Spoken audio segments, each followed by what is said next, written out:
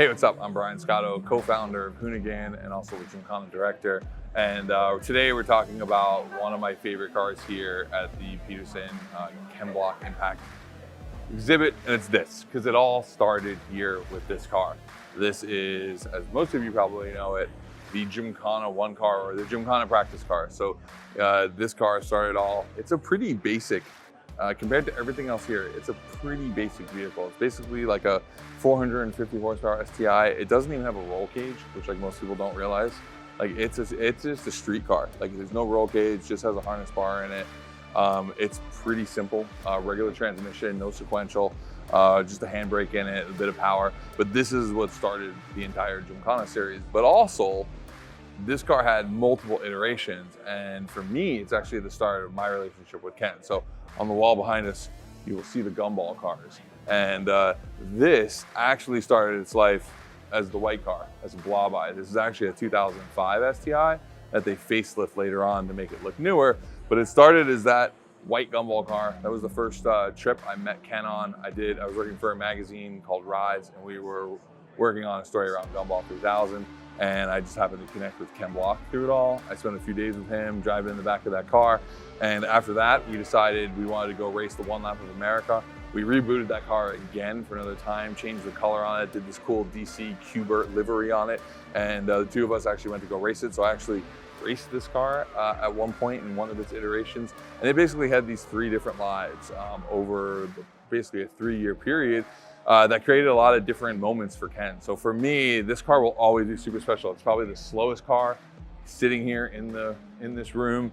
It probably has the least amount of tech in it, but it is, for me, the origin story for all of what we've done. And it's still just great. Like I come and I look at it today, and it's it's super simple, but just done right. And it's actually a car that like, you could pull this off the stand and go sit in traffic and drive home, because it still is very much a street car. This was right before we really moved into the full-blown, more rally car, race car. So even the Gymkhana 2 car was more of kind of starting as a rally car type setup, had a proper roll cage and everything.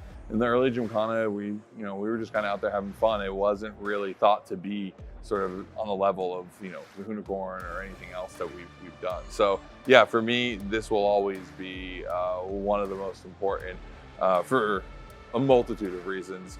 And it's cool to see it, because honestly, it has been sitting under a car cover for about a decade plus at Hoonigan HQ in Utah. So it's cool to see it out here, have other people get to see it.